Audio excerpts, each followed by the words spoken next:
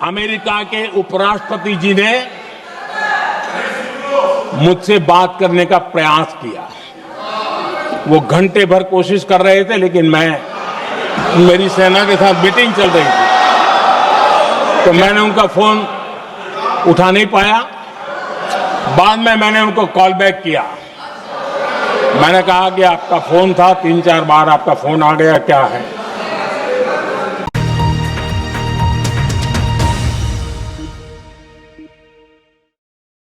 तो हम बड़ा हमला कर करके जवाब देंगे, ये मेरा जवाब था। और आगे मेरा एक वाक्य था, मैंने कहा था हम गोली का जवाब गोले से देंगे। ये 9 तारीख रात की बात है, और 9 रात में और 10 सुबह हमने पाकिस्तान को सैन्य शक्ति को तहस नहस कर दिया था। और यही हमारा जवाब था, यही हमारा जज्बा था। और आज पाकिस्तान भी भली भांति जान गया है कि भारत का हर जवाब पहले से ज्यादा तगड़ा होता है।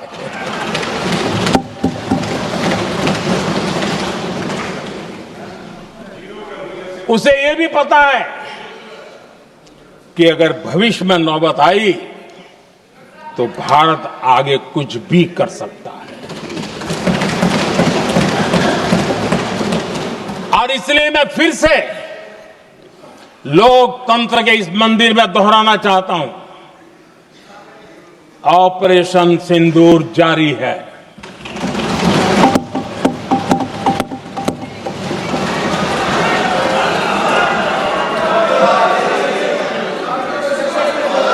पाकिस्तान ने दुस्साहस की अगर कल्पना की तो उसे करारा जवाब दिया जाएगा।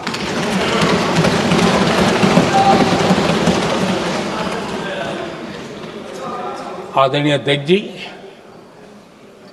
आज का भारत आत्मविश्वास से भरा हुआ है। आज का भारत आत्मनिर्भरता के मंत्र को लेकर के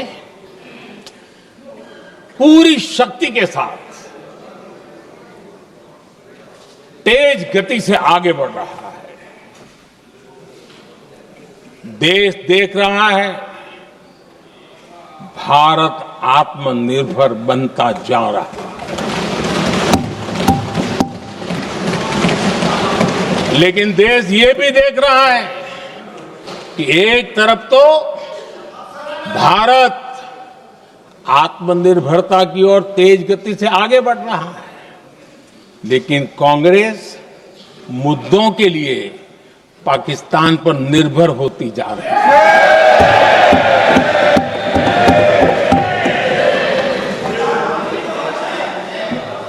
मैं आज पूरा दिन देख रहा था, जो 16 घंटे से जो चर्चा चल रही है, दुर्भाग्य से। प्लीज बैठिए, सब जवाब दे दिया आपका। आप सुनते नहीं, सबका जवाब दे दिया। प्लीज दुर्भाग्य से सुनिए जवाब।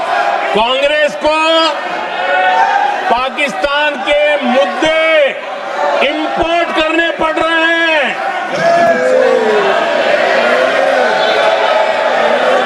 आदरणीय अध्यक्ष जी, आज के वॉरफेयर में इंफॉर्मेशन और नैरेटिव्स की प्लीज बैठिए। बहुत बड़ी भूमिका है।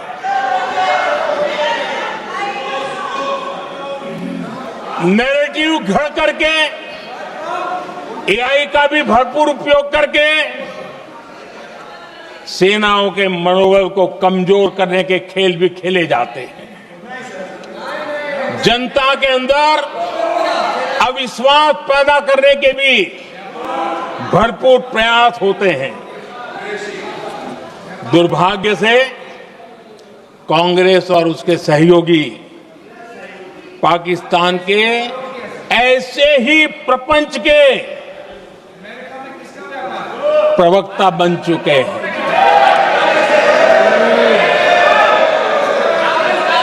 आदरणीय अध्यक्ष जी, देश की सेना ने, आदरणीय अध्यक्ष जी, ये तरीका है देश आपका? की सेना ने, बैठिए बैठिए। देश की भाई, सेना ने सुनते रहे। सर्जिकल स्ट्राइक की, बैठिए।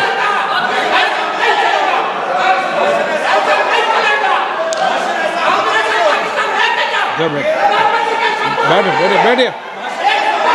आदरणीय अध्यक्ष जी, देश की सेना ने सफलतापूर्वक सर्जिकल स्ट्राइक की तो तुरंत कांग्रेस वालों ने सेना से सबूत मांगे थे, लेकिन जब उन्होंने देश का मूड देखा, देश का मिजाज देखा, तो सुर उनके बदलने लगे और बदल करके क्या कहने लगे? कांग्रेस के लोगों ने कहा, ये सर्जिकल स्ट्राइक क्या बड़ी बात है, ये तो हमने भी की थी। एक ने कहा 3 सर्जिकल स्ट्राइक की थी, दूसरे ने कहा 6 सर्जिकल स्ट्राइक की थी, तीसरे ने कहा 15 सर्जिकल स्ट्राइक की थी। जितना बड़ा नेता उतना बड़ा आंकड़ा चल रहा था।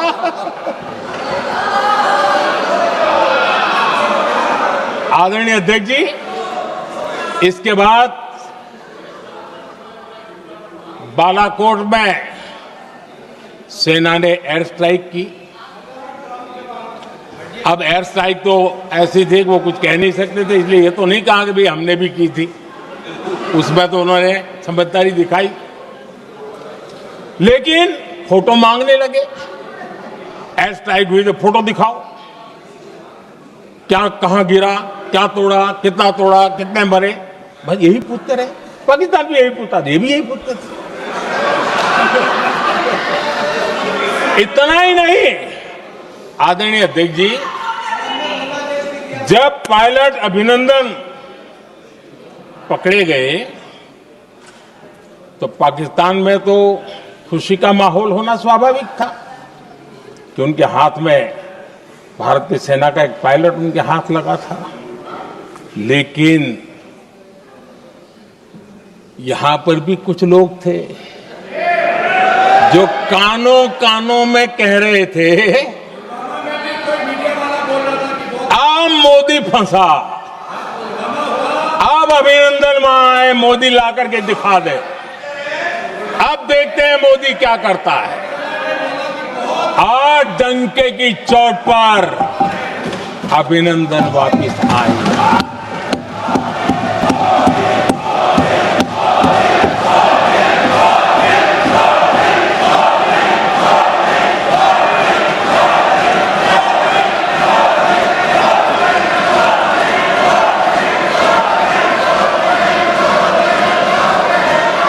अभिनंदन को ले आए तो इनकी बोलती बंद हो गई। इनको लगा यार ये नसीब वाला आदमी है, हमारा हथियार हाथ से निकल गया। आदरणीय अध्यक्ष जी, पहलगाम हमले के बाद हमारा बीएसएफ का एक जवान पाकिस्तान के कब्जे में गया, तो फिर इनको लगा वाह बड़ा मुद्दा हाथ में आ गया है, अब मोदी फंस जाएगा। अब तो मोदी की फजीयत जरूर होगी। और उनकी इकोसिस्टम ने सोशल मीडिया में बहुत सारी कथाएं वायरल की कि ये बीएसएफ के जवान का क्या होगा, उसके परिवार का क्या होगा, ये वापस आएगा, कब आएगा, कैसे आएगा, न जाने क्या क्या चला दिया। आदरणीय अध्यक्ष जी, बीएसएफ का वो जवान भी आन बान शान के साथ वापस आए।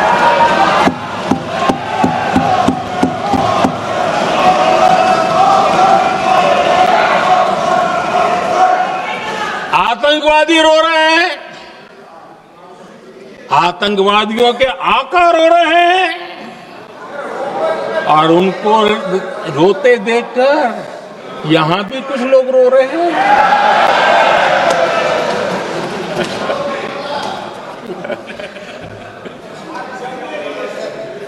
अब देखिए, सर्जिकल स्ट्राइक चल रही थी, उसके बाद उन्होंने एक खेल खेलने की कोशिश की, बात जमी नहीं। एयर स्ट्राइक हुई तो दूसरा खेल खेलने की कोशिश की, वो भी जमी नहीं। जब ये ऑपरेशन सिंदूर हुआ तो उन्होंने नया पैंतरा शुरू किया, और क्या शुरू किया? रोक क्यों दिया? पहले तो मानने को तैयार नहीं थे कि मुक्त करते, अब कहते रोक क्यों दिया? वाह रे बयान बहादुरों,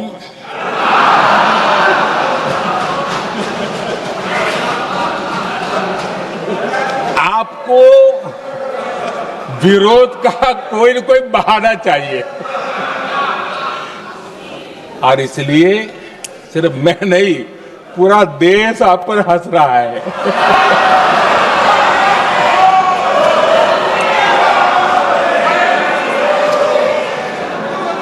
आदरणीय अध्यक्ष जी, सेना का विरोध, सेना के प्रति एक पता नहीं नेगेटिविटी, ये कांग्रेस का पुराना रवैया रहा है। देश ने अभी अभी करगिल विजय दिवस मनाया, लेकिन देश पूरी तरह जानता है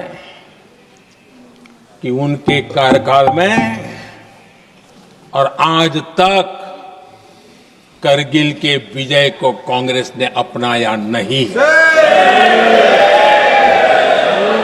न करगिल विजय दिवस मनाया है, न करगिल विजय का गौरव किया।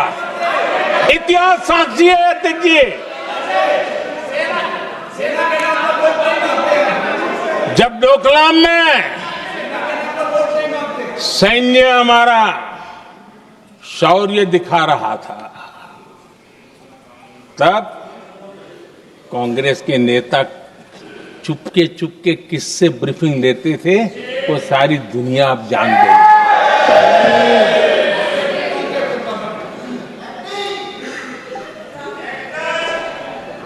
आप निकाल दीजिए पाकिस्तान के सारे बयान, और यहां हमारा विरोध करने वाले लोगों के बयान फुल स्टॉप कॉमा के साथ एक है। क्या कहेंगे इसको? और बुरा लगता है सच बोलते हैं तो। पाकिस्तान के साथ सुर में सुर मिला दिया जाता है। आदरणीय अध्यक्ष जी, देश हैरान है, कांग्रेस ने पाकिस्तान को क्लीन चिट दे दी है।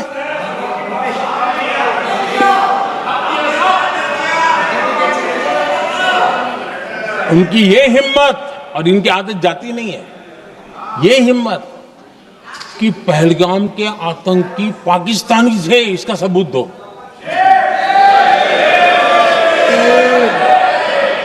क्या कह रहे हो तुम लोग? तो कौन सा तरीका है? और यही मांग पाकिस्तान कर रहा है जो कांग्रेस कर रही है। और आदरणीय अध्यक्ष जी, आज जब सबूतों की कोई कमी नहीं है, सब कुछ आंखों के सामने दिखता है, तब ये हालत है। अगर ये सबूत ना होते तो क्या करते ये लोग, आप बताइए। आदरणीय अध्यक्ष जी,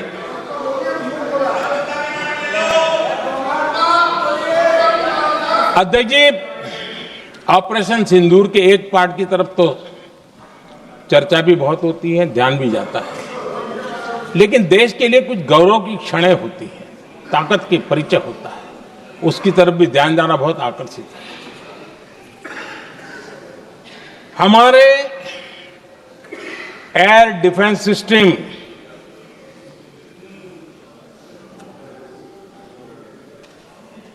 दुनिया में इसकी चर्चा है। हमारे एयर डिफेंस सिस्टम ने पाकिस्तान की मिसाइल और ड्रोन्स उसको तिनके की तरफ बिखेर दिया था।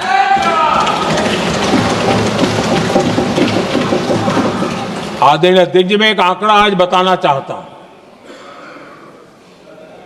पूरा देश गर्व से भर जाएगा।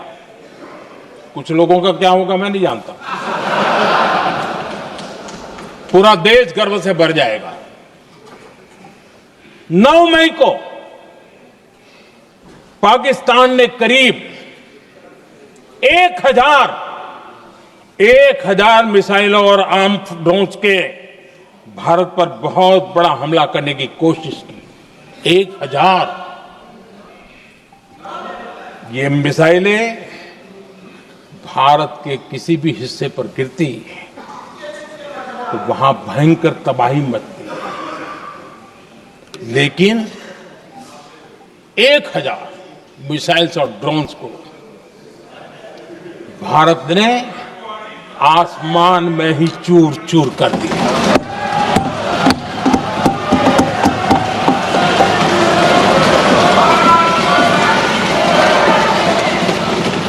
हर देशवासियों को इससे गर्व हो रहा, लेकिन जैसे कांग्रेस के लोग इंतजार कर रहे थे, कुछ तो गड़बड़ होगी यार, मोदी मरेगा, कहीं तो फंसेगा।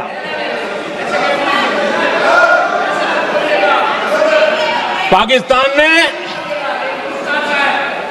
आदमपुर एयरबेस पर हमले का झूठ फैलाया, उस झूठ को बेचने की भरपूर कोशिश की, पूरी ताकत दी लगा दी। मैं अगले ही दिन आदमपुर पहुंचा और खुद जाकर के उनके झूठ को मैंने बेनकाब कर दिया। तब जाकर के उनको अकल ठिकाने लगी कि अब ये झूठ चलने वाला नहीं है। आदरणीय अध्यक्ष जी, जो हमारे छोटे दलों के साथी हैं, जो राजनीति में नए हैं,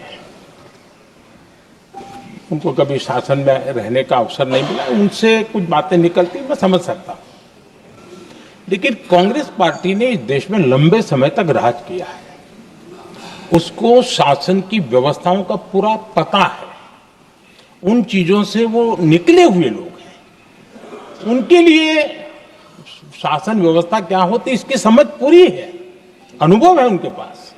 उसके बाद भी विदेश मंत्रालय तुरंत जवाब दे, उसको स्वीकारना नहीं, विदेश मंत्री जवाब दे, इंटरव्यू दे, बार बार बोले, उसको स्वीकारना नहीं, गृह मंत्री बोले, रक्षा मंत्री बोले, किसी पर भरोसा नहीं। जिसने इतने सालों तक राज किया, उनको देश की व्यवस्थाओं पर अगर भरोसा नहीं है, तब शक उठता है कि क्या हालत हो गई है इनकी। आदरणीय अध्यक्ष जी, अब कांग्रेस का भरोसा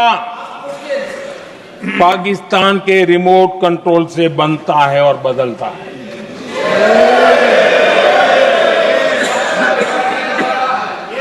आदरणीय अध्यक्ष जी, एक बिल्कुल कांग्रेस के नए सदस्य, यानी उनको तो क्षमा करनी चाहिए, नए सदस्य को क्या कहेंगे, लेकिन कांग्रेस के आका जो उनको लिख करके देते हैं और उनसे बुलवाते हैं, खुद में हिम्मत नहीं है, उनसे बुलवाते हैं कि ऑपरेशन सिंदूर, ये तो तमाशा था, ये आतंकवादियों ने जिन 26 लोगों को मौत के घाट उतारा था ना, उस भयंकर क्रूर घटना पर ये तेजाब छिड़कने वाला पाप है।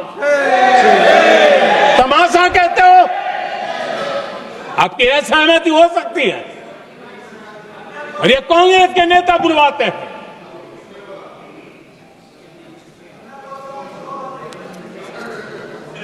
आदरणीय अध्यक्ष जी, पहलगाम के हमलावरों को कल हमारे सुरक्षा बलों ने ऑपरेशन महादेव करके अपने अंजाम तक पहुंचाया।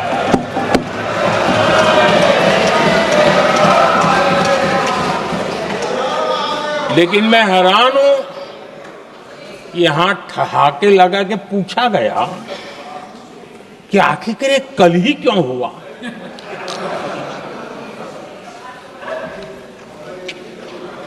अब ये क्या हो गया है, मुझे समझ नहीं आ रहा है। क्या ये ऑपरेशन के लिए कोई सावन महीने का सोमवार ढूंढा गया था क्या? क्या हो गया है इन लोगों को? हताशा, निराशा इस हद तक।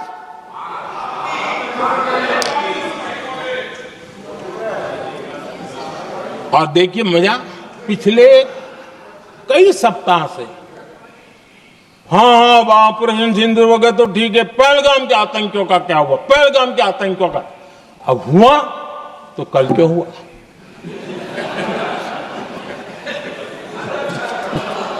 और कल ही क्यों हुआ? क्या हाल है अध्यक्ष जी का।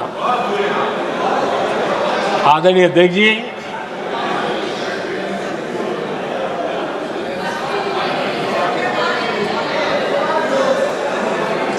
आदरणीय अध्यक्ष जी,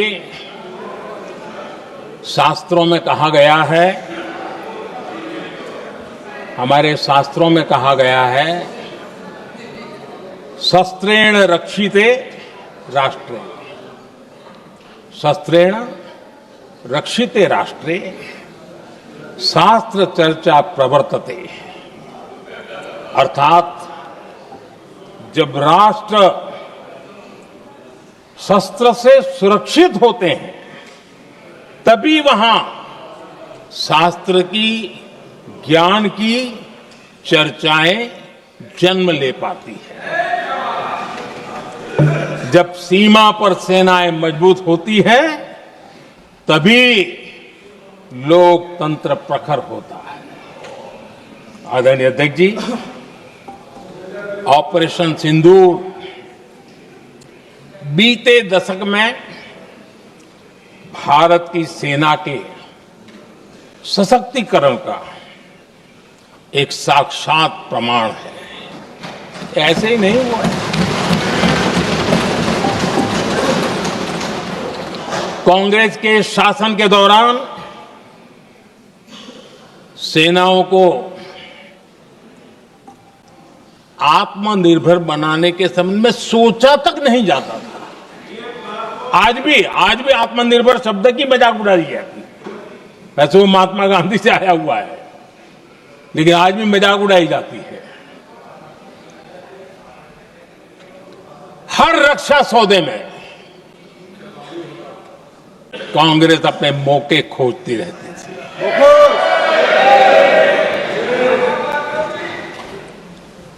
छोटे छोटे हथियारों को लिए विदेशों पर निर्भरता, ये इनका कार्यकाल रहा है। Bullet proof jacket, night vision camera तक नहीं होते थे। और लंबा लिस्ट है, जीप से शुरू होता है, बफोर, हेलीकॉप्टर, हर चीज के साथ घोटाला जुड़ा हुआ है। आदरणीय अध्यक्ष जी, हमारी सेनाओं को आधुनिक हथियारों के लिए दशकों तक इंतजार करना पड़ा। आजादी के पहले, और इतिहास गवाह, एक जमाना था जब डिफेंस मैन्युफैक्चरिंग में भारत का आवाज सुनाई देती थी। जिस समय तलवारों से लड़ा जाता था ना, तब भी तलवारें भारत की श्रेष्ठ मानी जाती थी। हम डिफेंस के इक्विपमेंट में आगे थे, लेकिन आजादी के बाद जो एक मजबूत डिफेंस इक्विपमेंट मैन्युफैक्चरिंग का हमारा दायरा था, जो हमारा पूरा इकोसिस्टम था, उसको सोच समझ करके तबाह कर दिया गया, उसको दुर्बल किया गया।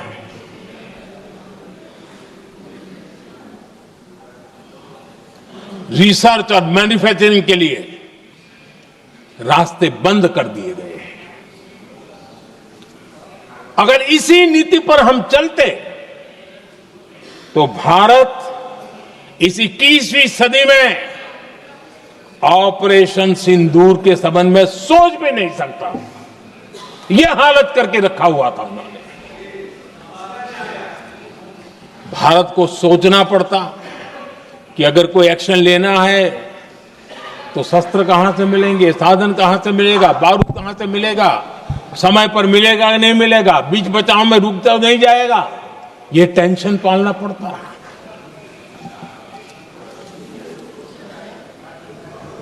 आदरणीय अध्यक्ष जी, बीते एक दशक में मेक इन इंडिया हथियार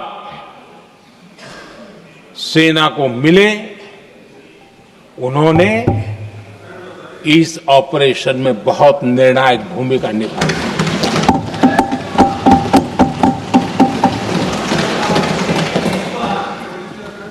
आदरणीय अध्यक्ष जी,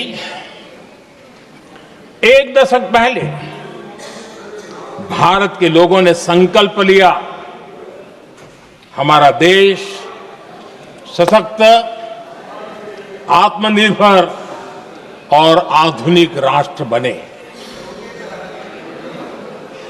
रक्षा, सुरक्षा, हर क्षेत्र में बदलाव के लिए एक के बाद एक ठोस कदम उठाए गए, सीरीज ऑफ रिफॉर्म्स किए गए और देश में सेना में जो रिफॉर्म्स हुए हैं, जो आजादी के बाद पहली बार हुए।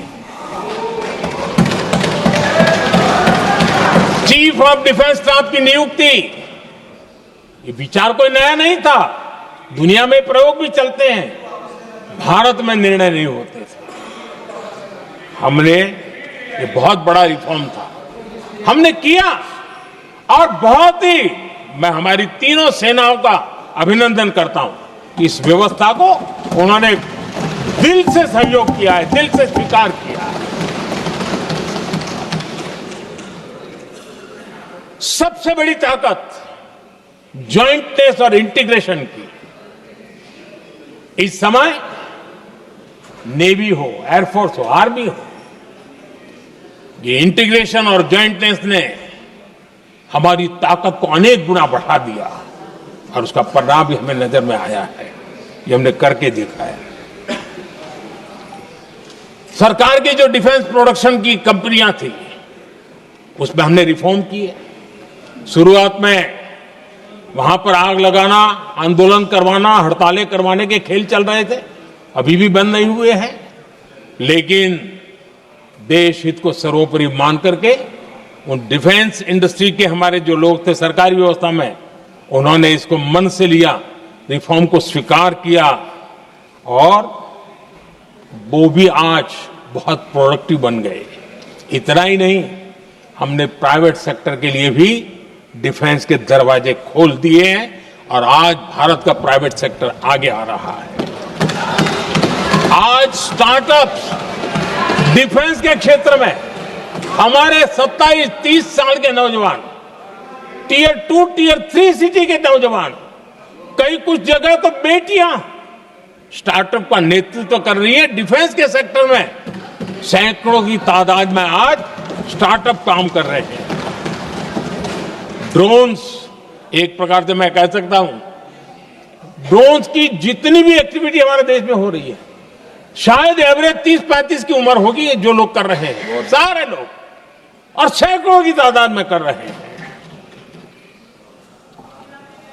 और उसका ताकत, क्योंकि इनका भी योगदान था इसमें, जिन्होंने इस प्रकार के प्रोडक्शन किए हैं, और वो हमें ऑपरेशन सिंदूर में बहुत काम आए। मैं उन सबके प्रयासों को बहुत साधुवाद करता हूं और मैं उनको विश्वास दिलाता हूं, आगे बढ़िए, अब देश रुकने वाला नहीं है। आदरणीय अध्यक्ष जी, डिफेंस सेक्टर में मेक इन इंडिया ये नारा नहीं था। हमने इसके लिए बजट पॉलिसी में जो परिवर्तन करना था, जो नए इनिशिएटिव ले रहे थे, वो नए इनिशिएटिव लिए।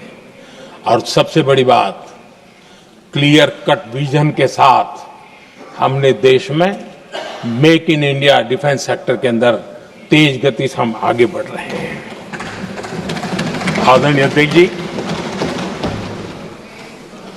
एक दशक में डिफेंस का बजट लगभग पहले से 3 गुना हुआ है। डिफेंस प्रोडक्शन में करीब करीब 250% वृद्धि हुई है, 250% वृद्धि हुई है। 11 वर्षों में डिफेंस एक्सपोर्ट 30 गुना से भी ज्यादा बढ़ा है, 30 गुना से ज्यादा। डिफेंस एक्सपोर्ट आज दुनिया के करीब 100 देशों तक हम पहुंचे। और आदरणीय अध्यक्ष जी, कुछ चीजें ऐसी होती हैं जो इतिहास में बहुत बड़ा प्रभाव छोड़ती हैं। ऑपरेशन सिंदूर ने डिफेंस का जो मार्केट है उसमें भारत का झंडा गाड़ दिया है। भारत के हथियारों की डिमांड आज बढ़ती चली जा रही है, मांग बढ़ रही है। ये भारत में उद्योगों को भी बल देगी, एमएसएमई को बल देगी, हमारे नौजवानों को रोजगार देगी और हमारे नौजवान अपनी बनाई चीजों से दुनिया में अपनी ताकत का प्रदर्शन कर पाएंगे। ये आज दिख रहा है, मैं देख रहा हूं। डिफेंस के क्षेत्र में जो आत्मनिर्भर भारत की दिशा में हम जो कदम उठा रहे हैं, मैं हैरान हूं। कुछ लोगों को आज भी तकलीफ हो रही है, जैसे उनका खजाना लूट गया। ये कौन सी मानसिकता है? देश को ऐसे लोगों को पहचानना होगा।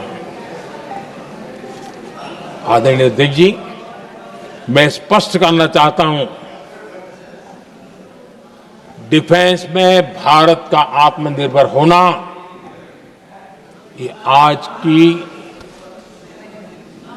शस्त्रों की स्पर्धा में के काल में विश्व शांति के लिए भी जरूरी है।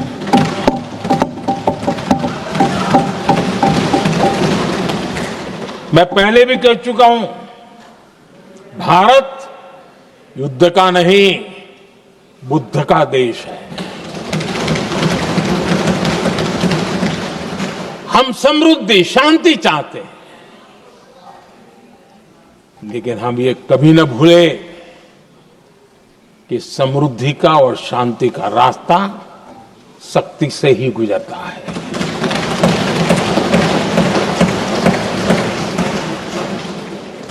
आदरणीय अध्यक्ष जी, हमारा भारत छत्रपति शिवाजी महाराज, महाराजा रणजीत सिंह, राजेंद्र चोला, महाराणा प्रताप, लसित बोरफुकन और महाराजा सुहेलदेव का देश है।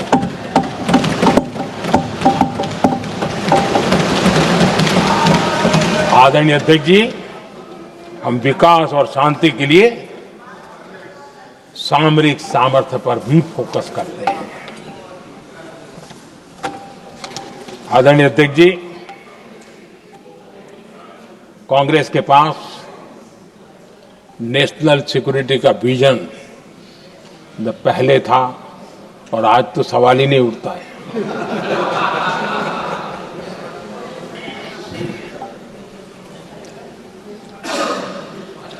कांग्रेस ने हमेशा नेशनल सिक्योरिटी पर समझौता किया।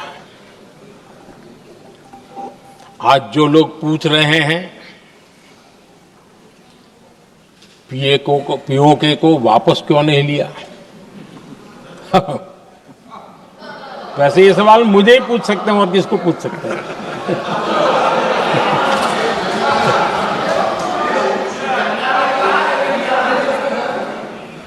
लेकिन इसके पहले जवाब देना होगा पूछने वालों को।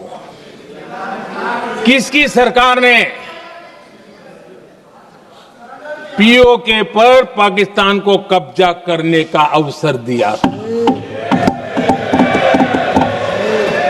जवाब साफ है, जवाब साफ है।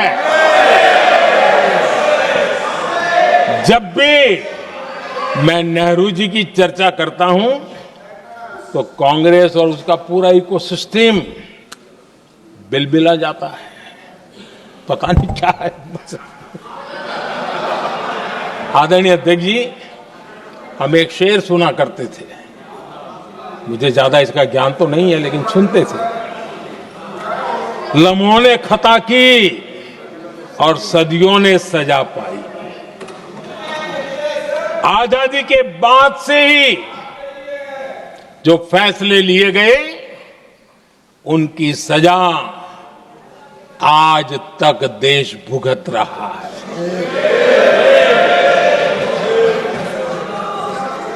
यहां बार बार एक बात का जिक्र हुआ और मैं फिर से करना चाहूंगा। अक्साई चीन की उस पूरे क्षेत्र को बंजर जमीन करार दिया गया, ये कह करके तो बंजर है। देश की 38,000 वर्ग किलोमीटर जमीन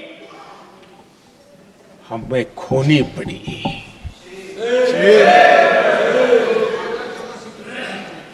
आदरणीय अध्यक्ष जी,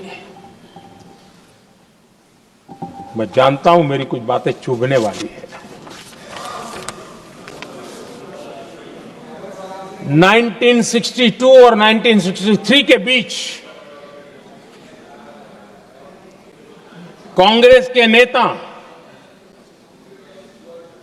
जम्मू कश्मीर के पूंछ, उरी, नीलम वैली और किशनगंगा को छोड़ देने का प्रस्ताव रख रहे थे।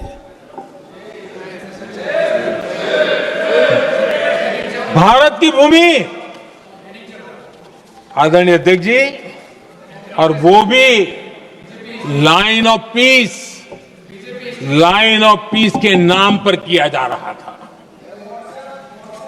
1966 रण ऑफ कच्छ पर इन्हीं लोगों ने मध्यस्थता स्वीकार की। ये था उनका राष्ट्रीय सुरक्षा का विजन। एक बार फिर उन्होंने भारत का करीब 800 वर्ग किलोमीटर क्षेत्र पाकिस्तान को सौंप दिया, जिसमें छड़बेट भी शामिल है, कि कहीं उसको छड़ा बेट भी कहते हैं। 1965 की जंग में हाजीपीर पास को हमारी सेना ने वापस जीत लिया था, लेकिन कांग्रेस ने उसे फिर लौटा दिया। 1971 पाकिस्तान के 93,000 फौजी हमारे पास बंदी थे। पाकिस्तान का हजारों वर्ग किलोमीटर एरिया हमारी सेना ने कब्जा किया था। हम बहुत कुछ कर सकते थे, विजय की स्थिति में थे। उस दौरान अगर थोड़ी सा विजन होता, थोड़ी सी समझ होती, तो पीओके वापस लेने का निर्णय हो सकता। वो मौका था, वो मौका भी छोड़ दिया गया। अरे इतना ही नहीं, इतना सारा जब सामने टेबल पर था, अरे कम से कम करतारपुर साहब को तो ले सकते थे, वो ही नहीं कर पाया। 1974 श्रीलंका को कच्चथीवू द्वीप को गिफ्ट कर दिया गया।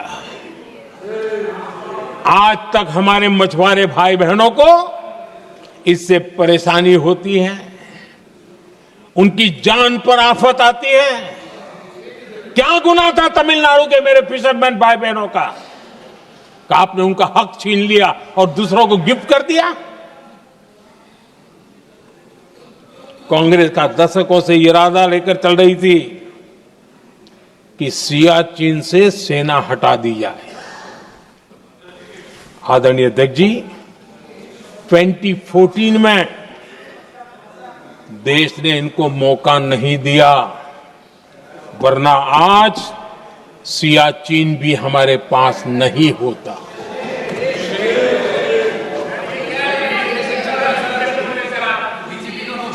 आदरणीय अध्यक्ष जी, आजकल कांग्रेस के जो लोग हमें डिप्लोमेसी का पाठ पढ़ा रहे हैं, मैं उन्हें उनकी डिप्लोमेसी याद दिलाना चाहता हूं ताकि उनको भी कुछ याद रहे, पता चले। 26/11 जैसे भयंकर हमले के बाद बहुत बड़ा आतंकी हमला था। कांग्रेस का पाकिस्तान से प्रेम नहीं रुका। इतनी बड़ी घटना 26/11 की हुई थी। विदेशी दबाव में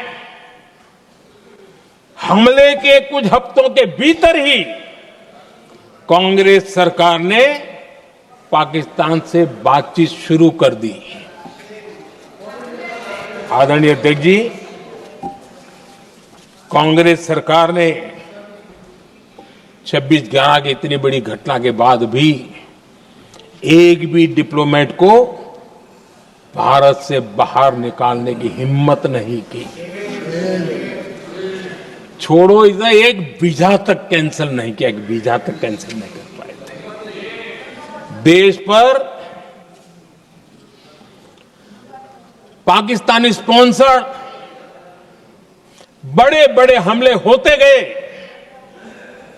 लेकिन यूपीए सरकार ने पाकिस्तान को मोस्ट फेवर्ड नेशन का दर्जा देकर रखा था। वो कभी वापस नहीं लिया था। एक तरफ देश मुंबई के हमले का ये न्याय मांग रहा था, दूसरी तरफ कांग्रेस पाकिस्तान के साथ व्यापार करने में लगी थी।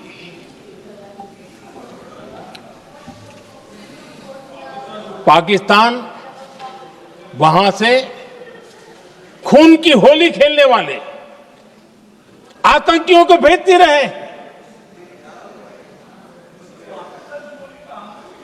और कांग्रेस यहां अमन की आश के मुशायरे किया करती थी। मुशायरे होते थे। हमने आतंकवाद और अमन की आस का ये वन वे ट्रैफिक बंद कर दिया।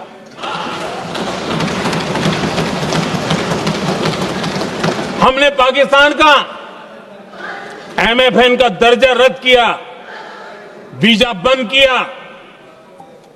हमने अटारी वाघा बॉर्डर को बंद कर दिया। आदरणीय अध्यक्ष जी,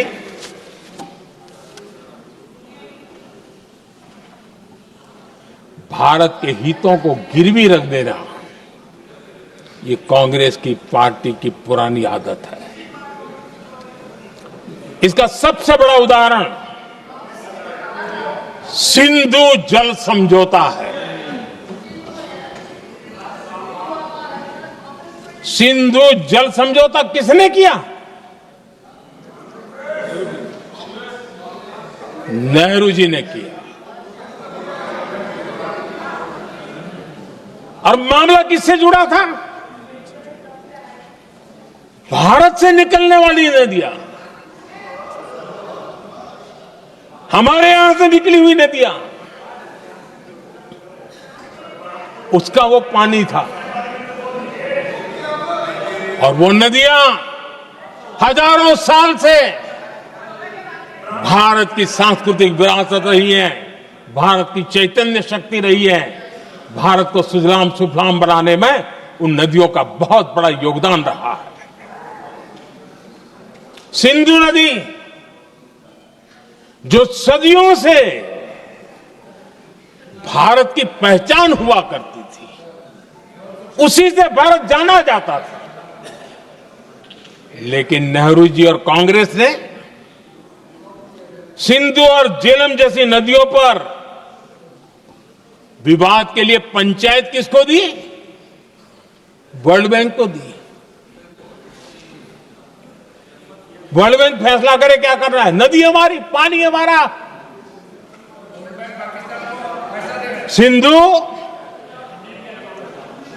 सिंधु जल समझौता सीधा सीधा भारत की अस्मिता और भारत के स्वाभिमान के साथ किया गया बहुत बड़ा धोखा था।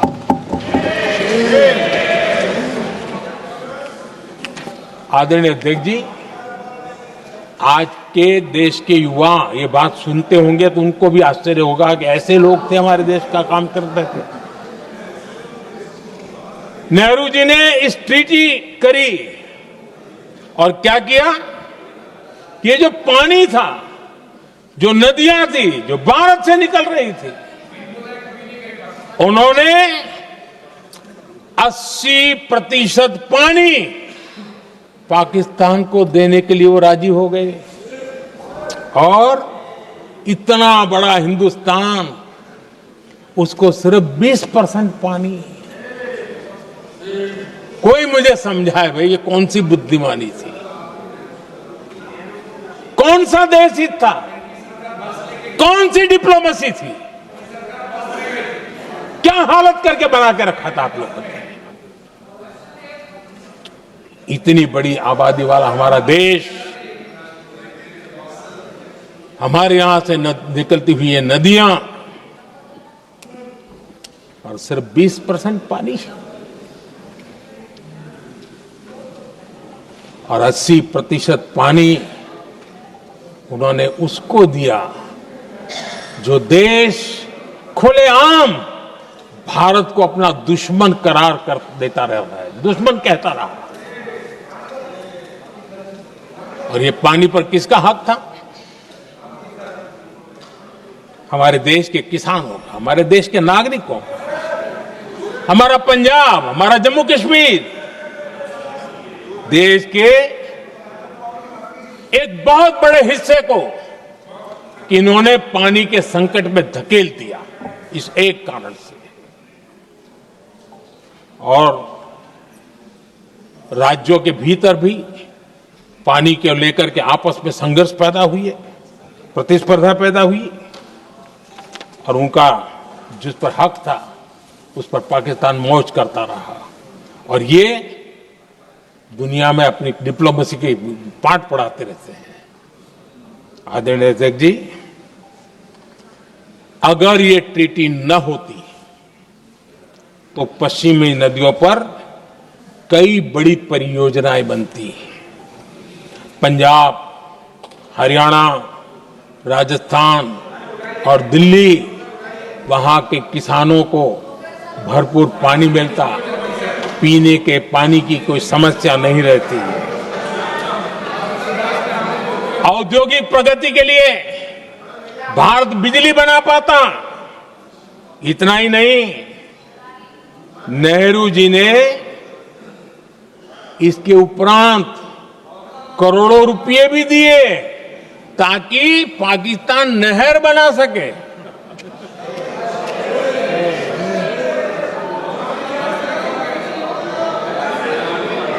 आदरणीय अध्यक्ष जी, इससे भी बड़ी बात, देश चौंक जाएगा। ये चीजें छिपाई गई है, दबा दी गई है। कहीं भी बांध बनता है तो उसमें एक मैकेनिज्म होता है उसकी सफाई का, डीसिल्टिंग का।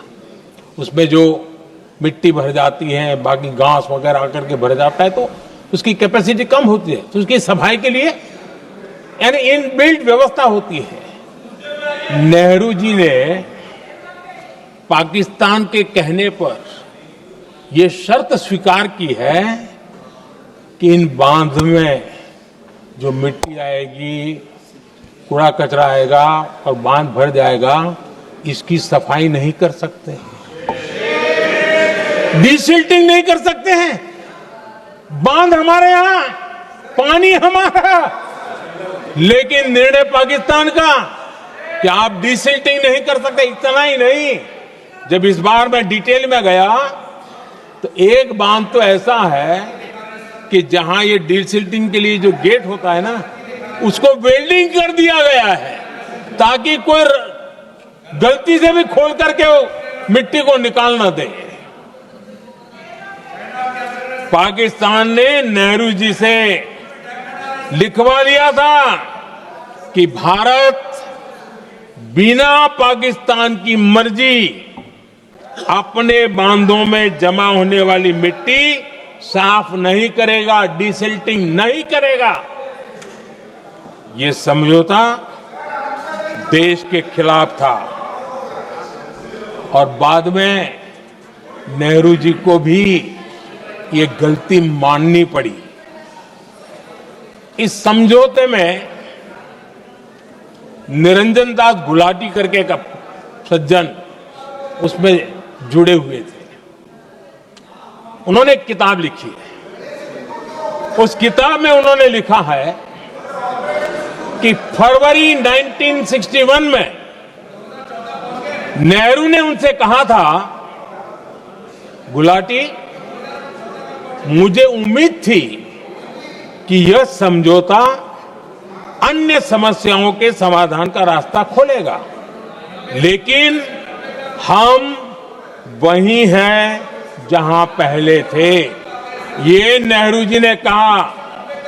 नेहरू जी केवल तत्कालिक प्रभाव देख पा रहे थे, इसलिए उन्होंने कहा कि हम वहीं के वहीं हैं, लेकिन सच्चाई ये कि इस एग्रीमेंट के कारण देश बहुत पिछड़ गया, देश बहुत पीछे चल गया और देश का बहुत नुकसान हुआ। हमारे किसानों को नुकसान हुआ, हमारी खेती को नुकसान हुआ। और नेहरू जी उस डिप्लोमेसी को जानते थे जिसमें किसान का कोई वजूद ही नहीं था। यह हाल करके रखा था उन्होंने। आदरणीय अध्यक्ष जी, पाकिस्तान आगे दशकों तक भारत के साथ युद्ध और छद्म युद्ध, प्रॉक्सी वॉर करता ही रहा, लेकिन कांग्रेस की सरकारों ने बाद में भी सिंधु जल समझौते की तरफ देखा तक नहीं, नेहरू जी की गलती को सुधारा तक नहीं। आदरणीय अध्यक्ष जी, लेकिन अब भारत ने पुरानी गलती को सुधारा है, ठोस निर्णय लिया है। भारत ने नेहरू जी द्वारा किए गई बहुत बड़ी ब्लंडर, सिंधु जल समझौते को देश हित में, किसानों के हित में एबेंस में रख दिया है। देश का अहित करने वाला ये समझौता अब इस रूप में आगे नहीं चल सकता। भारत ने तय कर दिया है, खून और पानी साथ साथ नहीं बह सकते।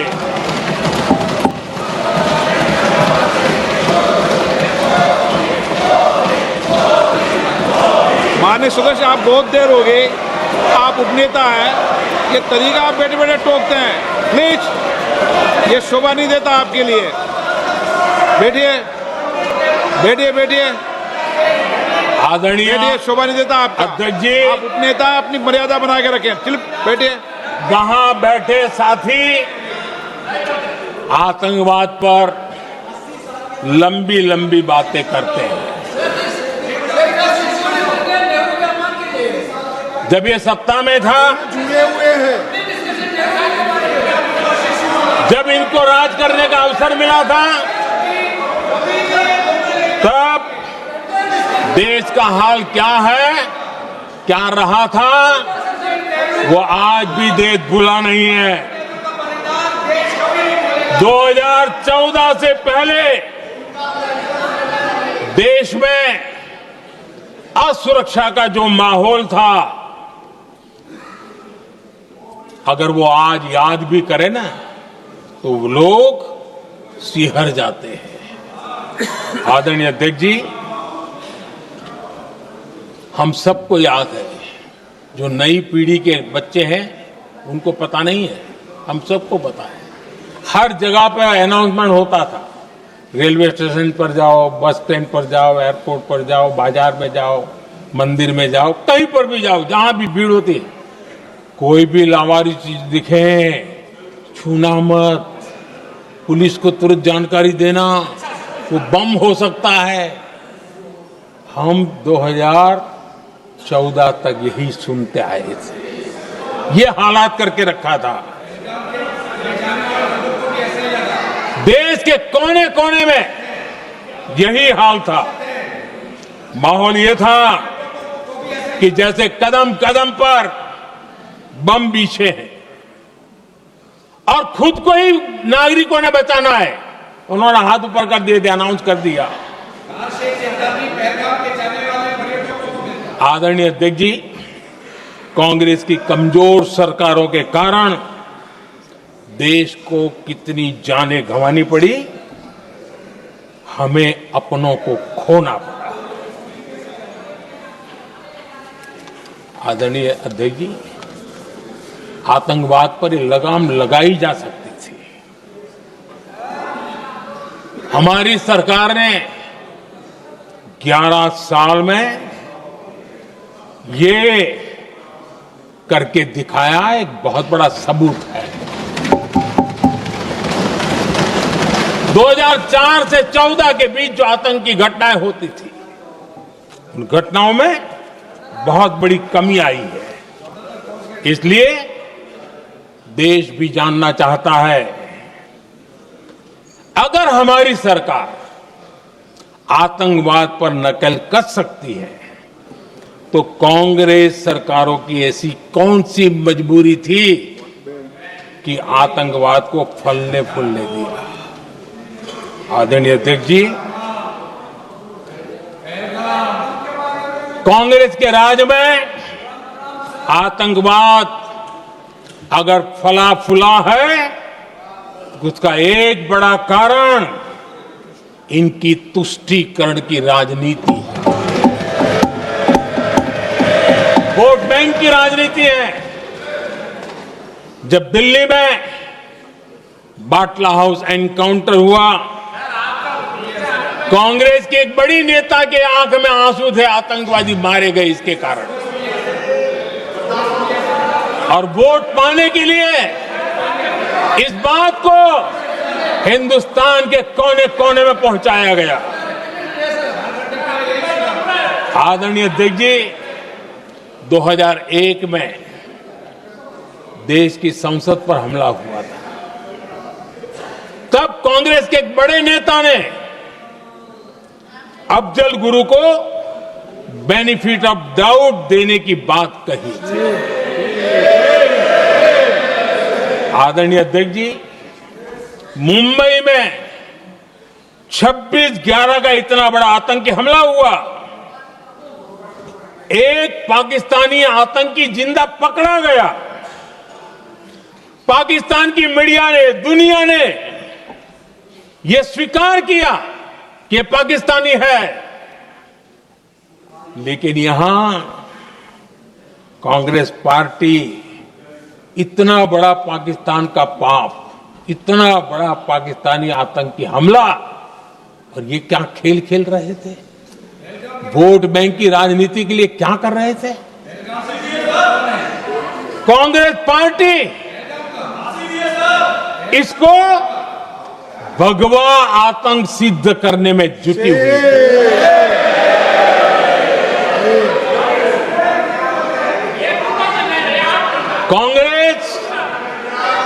दुनिया को हिंदू आतंकवाद की छड़ी बेचने में लगी हुई थी। कांग्रेस के एक नेता ने अमेरिका के बड़े राजनयिक को यहां तक कह दिया था कि लश्कर-ए तोयबा से भी बड़ा खतरा भारत के हिंदू ग्रुप है। यह कहा गया था। तुष्टीकरण के लिए कांग्रेस ने जम्मू कश्मीर में भारत का संविधान, बाबा साहब अंबेडकर का संविधान, उसे जम्मू कश्मीर में पैर नहीं रखने दिए। इन्होंने घुसने नहीं दिया, उसे बाहर रखा। तुष्टीकरण और वोट बैंक की राजनीति के लिए कांग्रेस हमेशा देश की सुरक्षा को बलि चढ़ाती रही। आदरणीय अध्यक्ष जी, तुष्टीकरण के लिए ही कांग्रेस ने आतंकवाद से जुड़े कानूनों को कमजोर किया। गृहमंत्री जी ने आज विस्तार से सदन में कहा है, इसलिए मैं इसको रिपीट करना नहीं चाहता। आदरणीय अध्यक्ष जी, मैंने इस सत्र की शुरुआत में आग्रह किया था। मैंने कहा था कि दल हित में हमारे मत मिले न मिले, दल हित में हमारे मत मिले न मिले, देश हित में हमारे मन जरूर मिलने चाहिए। पहलगाम की विभीषिका ने हमें गहरे घाव दिए हैं। उसने देश को झकझोर दिया है। इसके जवाब में हमने ऑपरेशन सिंदूर किया तो सेनाओं के पराक्रम ने, हमारे आत्मनिर्भर अभियान ने देश में एक सिंदूर स्पिरिट पैदा किया है।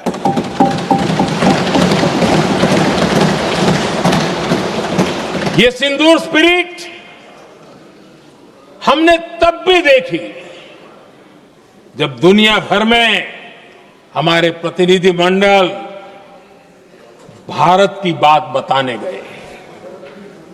मैं उन सभी साथियों को बहुत बहुत बधाई देता हूं। आपने बहुत ही प्रभावी ढंग से भारत की बात डंके की चोट पर दुनिया के सामने रखी। लेकिन मुझे दुख इस बात का है, हैरानी भी है, जो खुद को कांग्रेस के बड़े नेता समझते हैं, उनके पेट में दर्द हो रहा है कि भारत का पक्ष दुनिया के सामने क्यों रखा गया। शायद कुछ नेताओं को सदन में बोलने पर भी पाबंदी लगा दी गई।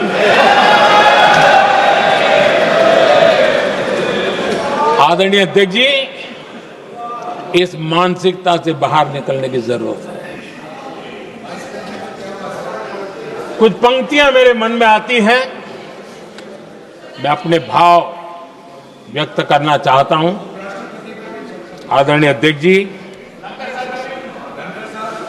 करो चर्चा और इतनी करो, करो चर्चा और इतनी करो कि दुश्मन दहशत से दहल उठे। दुश्मन दहशत से दहल उठे। रहे ध्यान बस इतना ही, रहे ध्यान बस इतना ही, मान सिंदूर और सेना का प्रश्नों में भी अटल रहे। हमला मां भारती पर हुआ अगर, तो प्रचंड प्रहार करना होगा। दुश्मन जहां भी बैठा हो, हमें भारत के लिए ही जीना होगा।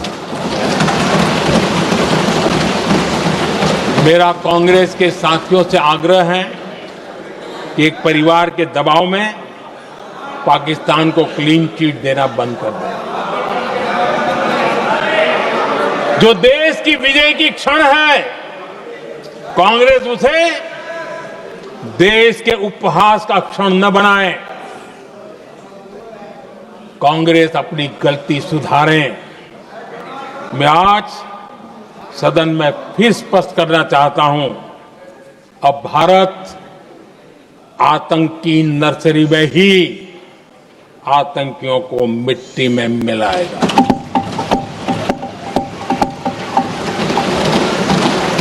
हम पाकिस्तान को भारत के भविष्य खेलने नहीं देंगे और इसलिए ऑपरेशन सिंदूर खत्म नहीं हुआ है, ऑपरेशन सिंदूर जारी है। और ये पाकिस्तान के लिए भी नोटिस है। वो जब तक भारत के खिलाफ आतंक का रास्ता रोकेगा नहीं, तब तक भारत एक्शन लेता रहेगा। भारत का भविष्य सुरक्षित और समृद्ध होगा, यही हमारा संकल्प है। इसी भाव के साथ मैं फिर से सभी सदस्यों को सार्थक चर्चा के लिए धन्यवाद देता हूं। और आदरणीय अध्यक्ष जी, मैंने भारत का पक्ष रखा है, भारत के लोगों की भावनाओं को व्यक्त किया है। मैं सदन का फिर से आभार व्यक्त करता हूं। बहुत बहुत धन्यवाद।